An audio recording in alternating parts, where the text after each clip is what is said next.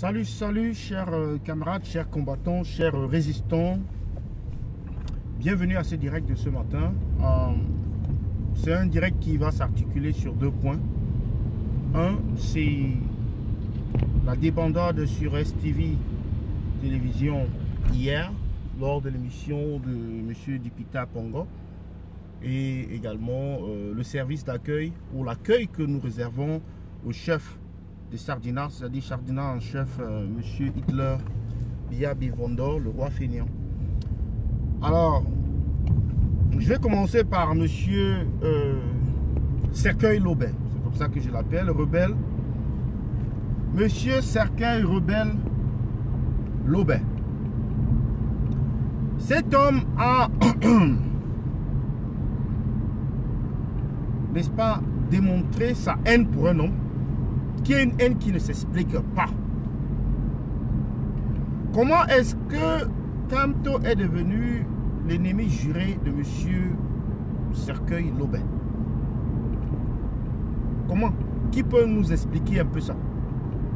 Est-ce toujours parce que Atangadji a promis à Cercueil Lobet de dissoudre le MRC et ne l'a pas fait? Est-ce parce que Cercueil Lobet veut intégrer le MRC et ne pense pas qu'il sera accueilli? Mais est-ce que le MRC a besoin de Cercueil Lobet? C'est aussi une question qu'il faut se poser. Comment un journaliste peut permettre un tel dérapage sur sa page, sur son émission, sans toutefois recadrer le participant? Cela ramène à une seule conclusion, que le journaliste est complice, ou alors qu'il partage cette opinion controversée. On est dans, dit-on, l'apaisement.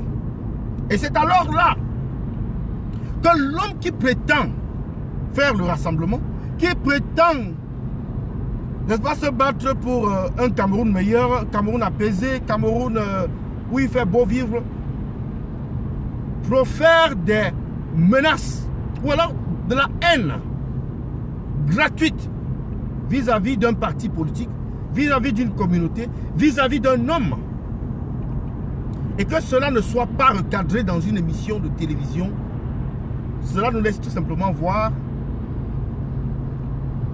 que il y a très peu de chaînes de télévision qui sont impartiales. Il y a très peu de chaînes de télévision qui font du journalisme professionnel au Cameroun. Vous vous souvenez, lors de la sortie de Moïse Kamto et de son arrivée à son domicile, certains médias ont été chassés, pour chasser des lieux. Simplement parce que ces médias-là, le peuple n'a plus confiance en ces médias. Et par conséquent, ils n'étaient pas les bienvenus. Celui-là, hier, ce média n'a pas souvent été brillant en ce qui concerne l'équité, le professionnalisme et l'impartialité dans les débats. On se souvient des propos de ce même journaliste lorsqu'il fallait débattre. Je ne sais pas qui était l'invité sur l'arrestation de Moïse Kamto. Il a dit que non, sur les problèmes du Cameroun. Il a parlé de tous les problèmes avec l'ambassadeur américain, mais il n'a pas parlé du problème Kamto. Par exemple, il n'a même pas posé une seule question sur l'affaire Kamto. Il a parlé des crises, de la crise économique, crise sécuritaire au niveau du nord-ouest, du sud-ouest, Boko Haram et tout ça. Mais il a soigneusement évité de parler du problème Kamto, affaire Kamto. Et je me souviens également qu'il y a plusieurs émissions dans lesquelles il a eu un comportement hostile au MRC. Donc, M. Dipita Pongo, nous on vous connaît, vous êtes un sardinard qui essaye de se cacher, mais qui ne joue pas son rôle très bien. C'est-à-dire qu'il ne se cache pas très bien. On vous a identifié depuis très longtemps. Ça ne sert à rien de vous cacher. Faites comme les gars de Vision Caca. Et assumez, n'est-ce pas, vos pots de vin, assumez vos perdièmes, assumez, n'est-ce pas, votre salaire que vous recevez, n'est-ce pas, des sardinards. Assumez la sardine que vous mangez. Très bien. Quant à monsieur Sekeil Lobé, quelqu'un va lui régler son compte. Ça va pas trop, ça va plus durer trop longtemps. Quelqu'un va régler son compte parce que parfois il y a certains individus dont il faut proférer la haine et les insultes. Ce n'est plus le débat. Vous convenez avec moi que ce n'est plus le débat. Et puis quand on sort du débat, tous les coups sont permis. Donc, les combattants qui sont au niveau du Cameroun, s'il vous plaît, donnez à monsieur Elibi Lobé une bonne raclée. Je vous en autorise, une bonne fessée. À monsieur Elibi Lobé. Comme ça, il viendra bien débattre la prochaine fois sur des faits réels. Il aura raison de se plaindre la prochaine fois. Parce qu'on a longtemps suivi ces âneries et on a longtemps suivi ces dérapages. On est resté tranquille, on est resté civilisé. Mais là, je pense qu'il faut une autre approche. Donc, chers combattants, chers brigadiers, chers révolutionnaires, réglez le compte de M. Elibi Lobé le plus tôt possible.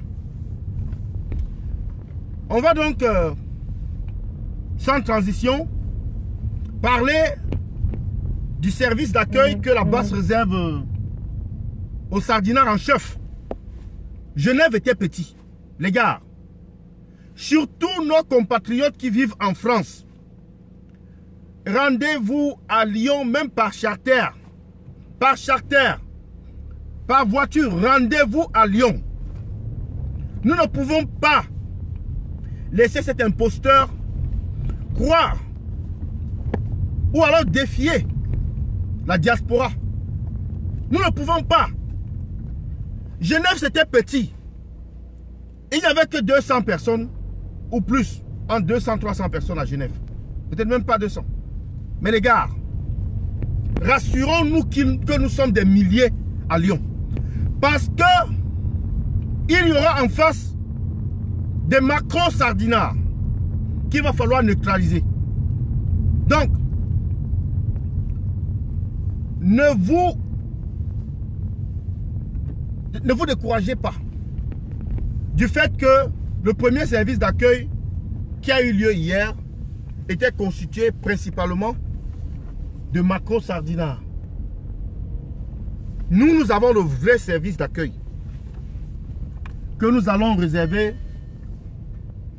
aux sardinards en chef.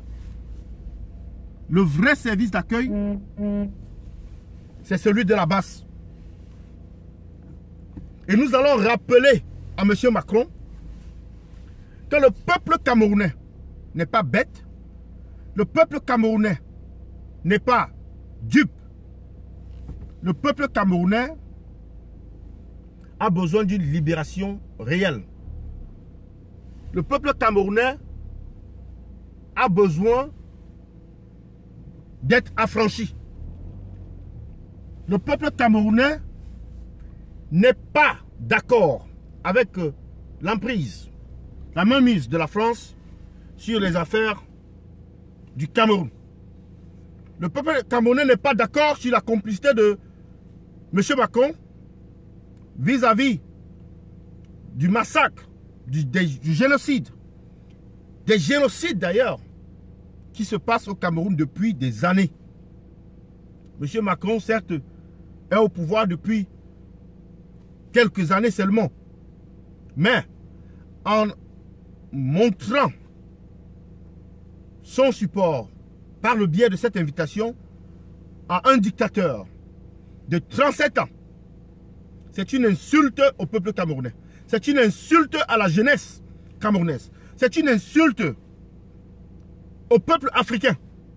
Et c'est pour cela que nous devons d'une manière coriace, répondre à cette provocation, répondre à cette imposture.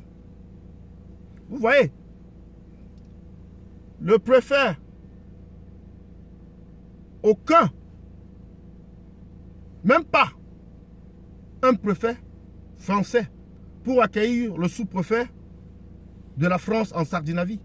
Vous avez regardé vous-même les images. Même pas un préfet français pour accueillir le sous-préfet de la France en Scandinavie. Quelle honte! Mais les gars, ça se passera à Lyon. Tous à Lyon, dès aujourd'hui.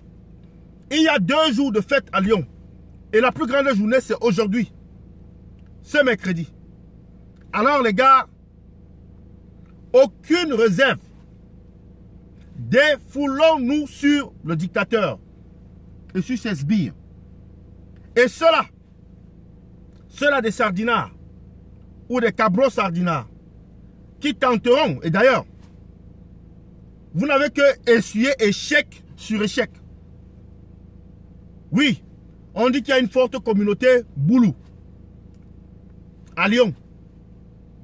On vous attend. La basse vous attend. On va régler vos comptes. On va vous rappeler que ici, ce n'est pas le Biameroun. On va vous rappeler ici que ici, ce n'est pas le Bouloukistan. On va vous rappeler que ici, ce n'est pas la Scandinavie. Ici, c'est le territoire de la basse.